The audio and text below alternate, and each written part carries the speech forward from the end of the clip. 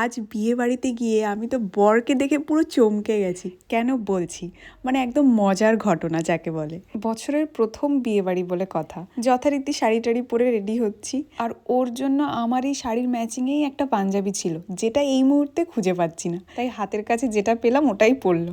এবার এই শাড়ির সঙ্গে শীতকালে কিছু তো ঠান্ডার জন্য নিতে হবে। চাদর কিংবা শাল ক্যারি করা খুবই কষ্টকর, মানে আমার কাছে। তাও নিলাম, কারণ ঠান্ডাটা এখনও বেশ আছে।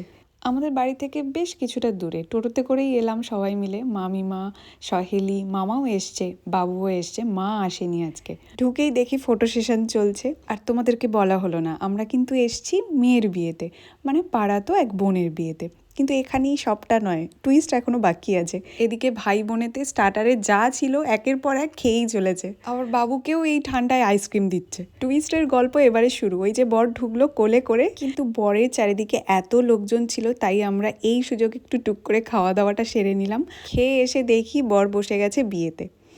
মানে কি বলবো তোমাদেরকে, আমি যখন হঠাৎ এসে বরকে দেখি আমি তো পুরো অবাক।